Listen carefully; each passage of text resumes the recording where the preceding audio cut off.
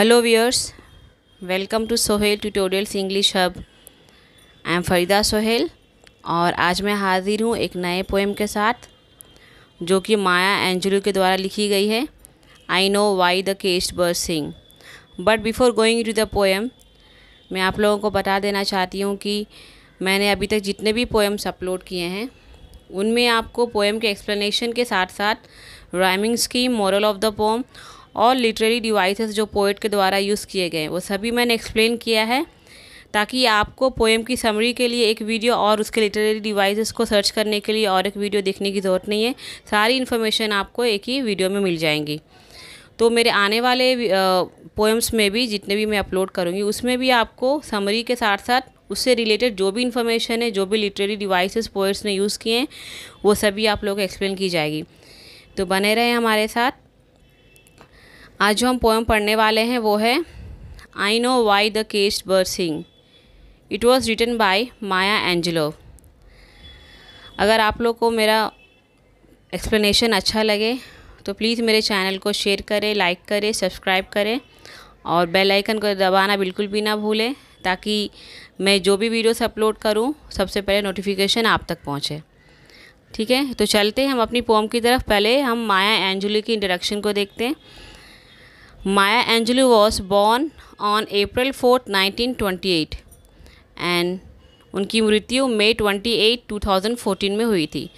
She was a poet, novelist and also an historian. In 2000, Angelou was honored with the Presidential Medal of the Arts. उनकी कुछ famous works हैं। Just give me a cool drink of water for I die, ये 1971 में लिखी गई थी। फिर even the stars look lonesome in 1997, singing and swinging in 1976, ये उनकी कुछ फेमस वर्क्स हैं। अब ये जो पोएम है I know why the caged bird sing, it is taken from her collection Shaker, Why Don't You Sing, which was written in 1983. ये poem की कोई राइमिंग स्कीम नहीं है, फ्री वर्स है पोएम। बस कुछ स्टैंडर्स में, जैसे थर्ड और फोर्थ स्टैंडर में कुछ वर्ड्स राइमिंग हुई है, जिसके बारे में हम at the end of the poem पढ़ेंगे। The theme of the poem is freedom versus imprisonment. This book tells the story of her life from her childhood to the birth of her child. Maya Angelo सिर्फ 16 years की थी जब उन्होंने एक बच्चे को जन्म दिया था, जिसकी वजह से उन्होंने काफ़ी परेशानी भी फेस करनी पड़ी, बहुत बर्डन उनके कंधे पे आ गया था। तो ये जो पोम है I know why the caged bird sing, ये उनकी लाइफ हिस्ट्री को भी बयान करता है, क्योंकि इसमें दो तरह के बर्ड्स के बारे में कहा गया है। एक बर्ड जो कि फ्री है और एक बर्ड जो पिंजरे में कैद है।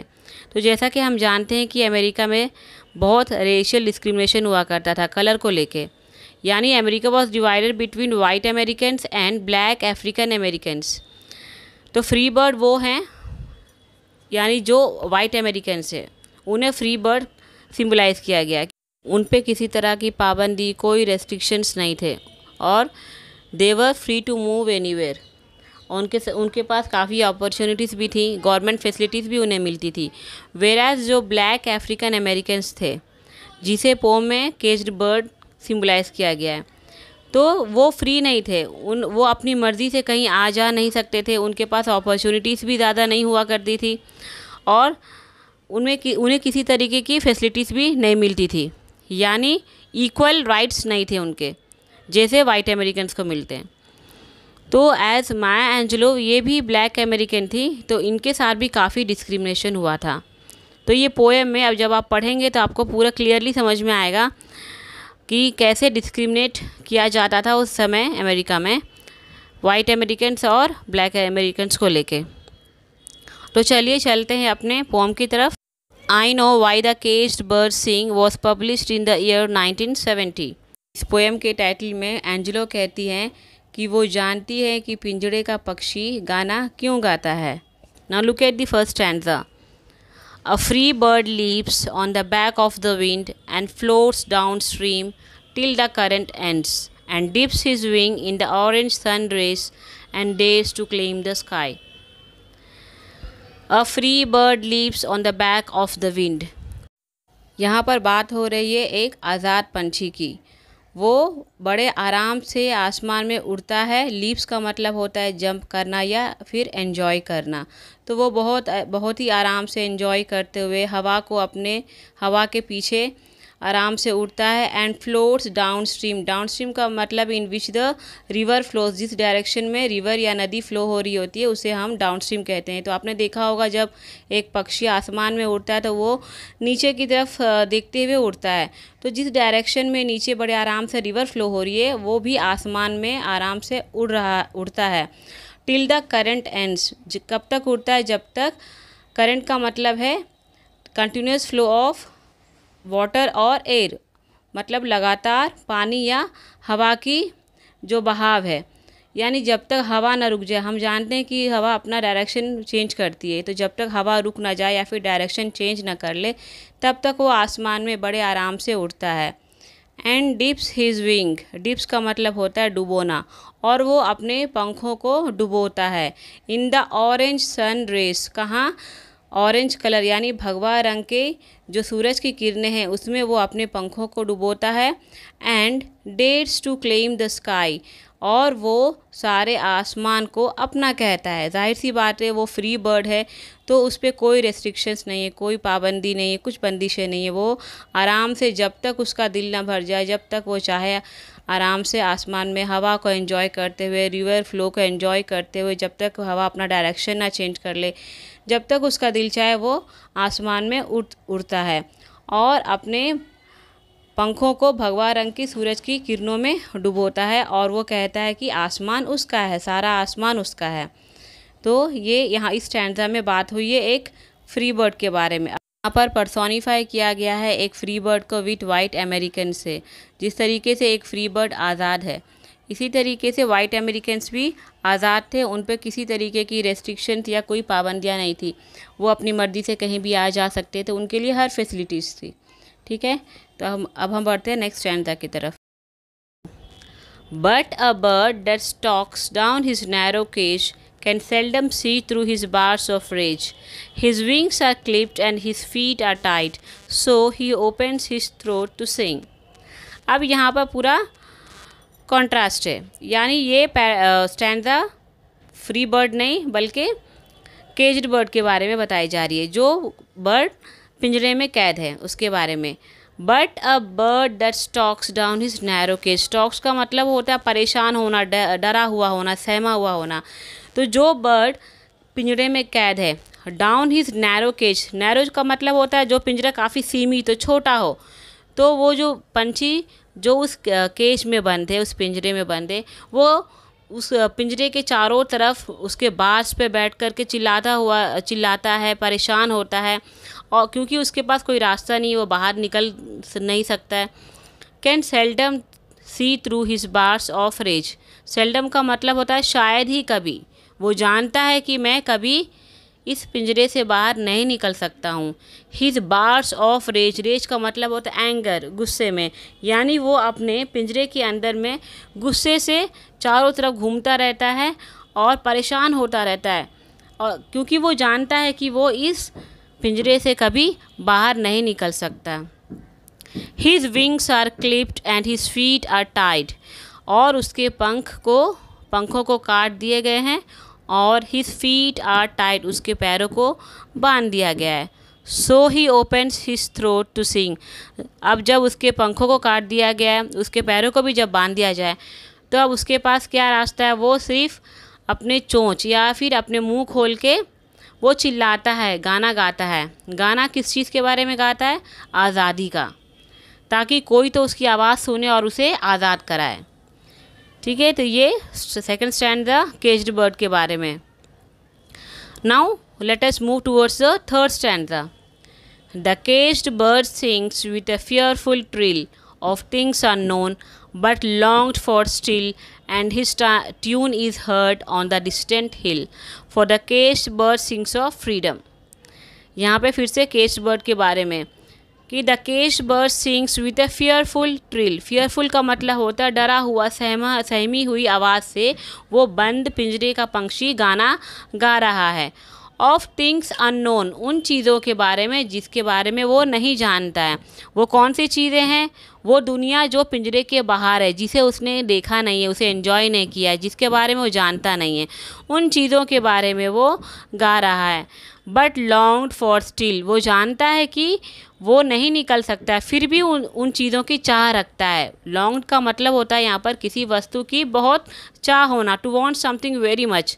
वो चाहता है कि किसी तरीके से वो बाहर निकल जाए, लेकिन वो जानता है कि वो नहीं निकल सकता है, और उन चीज़ों को वो नहीं जानता, नहीं देखा है जो पिंजरे के बाहर है, लेकिन फिर भी वो चाहता है कि बाहर निकले।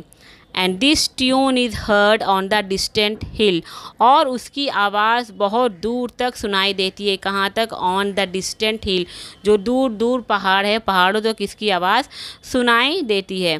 For the caged bird sings of freedom, क्योंकि वो बंद पिंजरे का पंछी गाना गाता है आज़ादी के। ठीक है, ये हमारा थर्ड स्टैंजा है। Now let us see the fourth stanza. The free bird sings of another breeze, and the trade winds soft through the sighing trees, and the fat worms waiting on a dawn bright lawn, and he names the sky his own. But a caged bird stands on the grave of dreams, his shadow shouts on a nightmare scream, his wings are clipped and his feet are tied, so he opens his throat to sing. अब यहाँ पे फिर बात हो रही है free bird के बारे में। अब जो फ्री बर्ड आराम से आसमान में उड़ रहा है, उसकी ज़िंदगी देखिए कितनी अच्छी है। The free bird thinks of another breeze, free bird और एक हवा के बारे में सोच रहा है। कौन सी हवा? ब्रीज, ब्रीज यानी एक हल्की सी हवा, अ लाइट विंड, सूदिंग हो, काफ़ी रिलैक्स देने वाली हवा हो, उसे हम ब्रीज कहते हैं। एंड द ट्रेड विंड, यहाँ पे ट्रेड विंड यानी it's a global wind which flows from east to west direction. जो हवा ईस्ट टू वेस्ट डायरेक्शन में फ्लो होती है उसे हम ट्रेड विंड्स कहते हैं।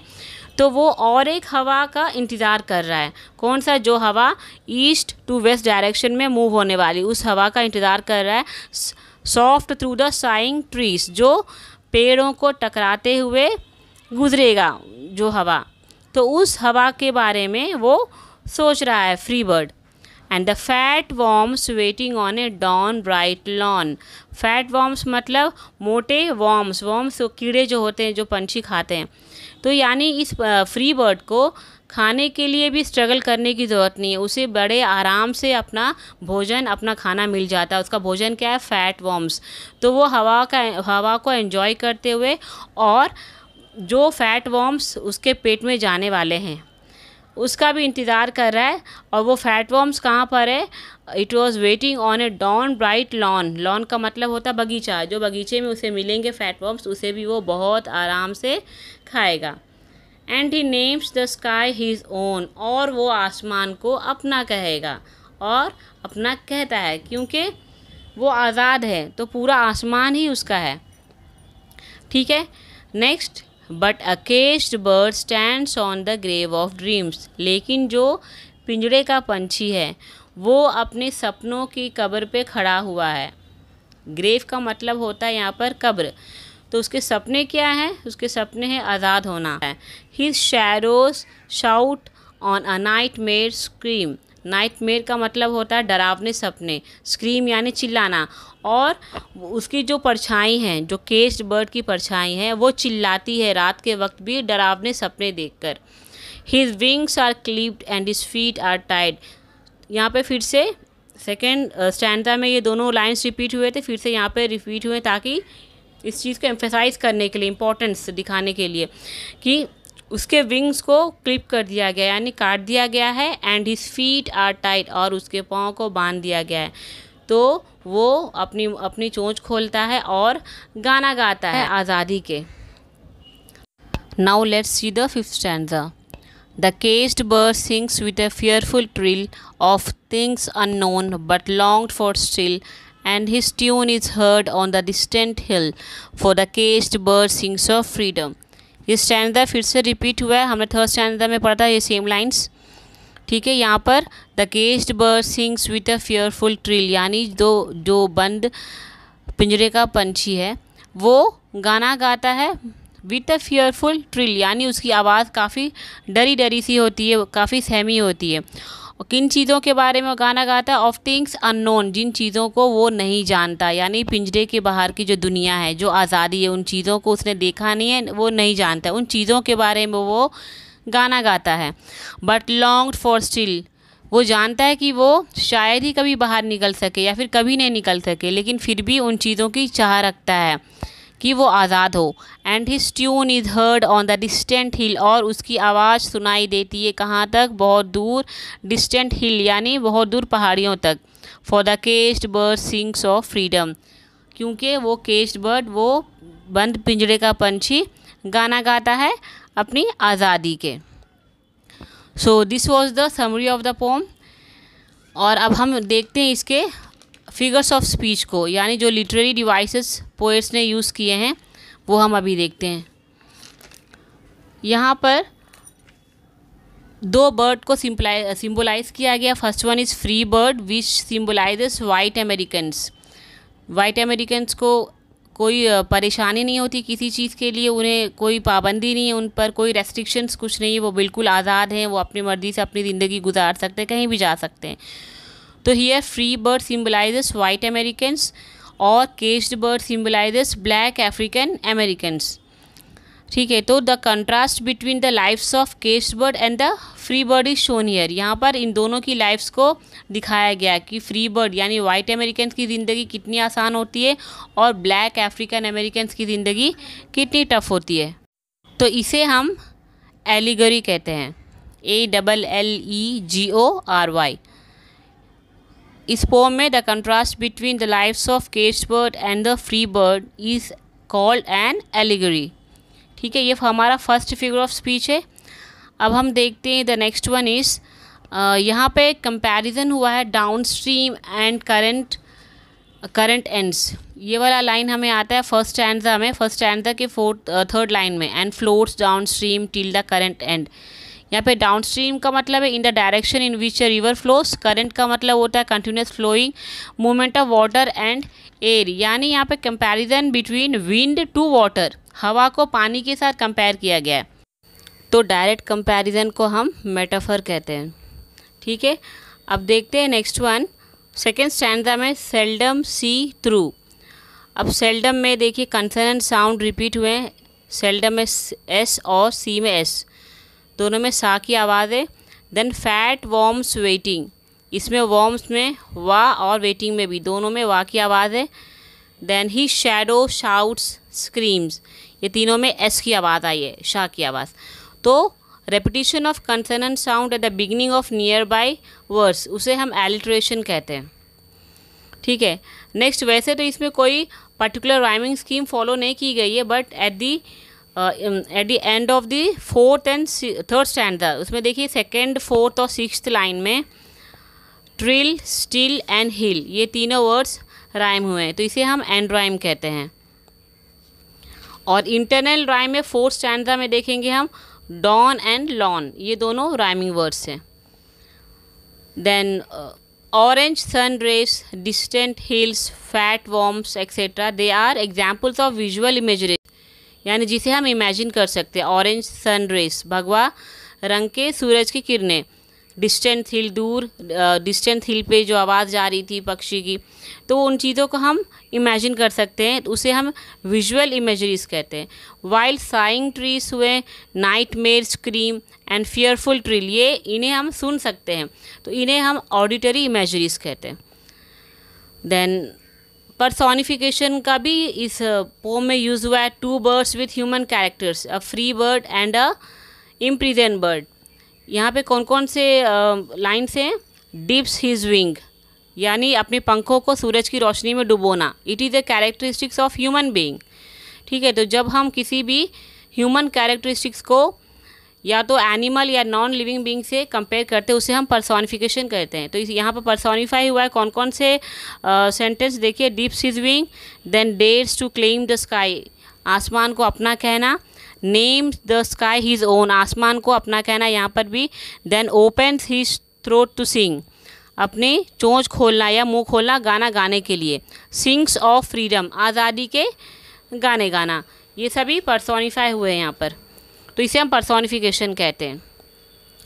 नाउ इस पोएम में जो थर्ड स्टैंडा है वो रिपीट हुई है at the end of the poem. Third और फिफ्थ स्टैंडा रिपीट हुए हैं to emphasise the distressed condition of the downtrodden people. उन लोगों की कंडीशन, उन लोगों की स्थिति दिखाने के लिए जो काफ़ी क्रिटिकल लाइफ जी रहे हैं, तो इसीलिए इस स्टैंडा को रिपीट किया गया है, तो इसे हम रेपिटिशन कहते हैं। Now in second stanza, but a bird that stalks down, इसमें देखिए बट में बी एंड बर्ड में बी की साउंड है। देन ट्रेड विंड्स में डी साउंड, तो इसे हम कंसोनेंट्स कहते हैं। Consonants means repetitive sounds by consonants within a sentence और फ्रेज। जिस सेंटेंस में या फ्रेज में कंसोनेंट साउंड की आवाज़ आती है उसे हम कंसोनेंट्स कहते हैं। ठीक है, तो ये है हमारे फिगर्स ऑफ स्पीच। और एक है symbolism, the contrast between the lives of two birds. यहाँ पे फ्री बर्ड और केज्ड बर्ड की ज़िंदगी को कंपेयर किया गया है with white people, white Americans and black African Americans. White Americans जो कि फ्री हैं, तो इसे इन लोगों को फ्री बर्ड से कंपेयर किया गया, वेरएस ब्लैक अफ्रीकन अमेरिकन्स को केज्ड बर्ड के साथ कंपेयर किया गया। तो ये सिम्बोलिज्म है इस पोम के। मैंने आप लोगों को एक्सप्लेनेशन के साथ साथ लिटरेरी डिवाइसेस भी एक्सप्लेन किए, और मेरे आने वाले वीडियोस में भी समरी के साथ साथ लिटरेरी डिवाइसेस भी रहेंगे। तो आप लोगों को अगर मेरा एक्सप्लेनेशन अच्छा लगा हो, please press the like button, share and subscribe my channel. Bell icon को दबाकर उसमें ऑल ऑप्शन सेलेक्ट करना ना भूलें। And thank you so much for watching. Meet you in the next video with another poem.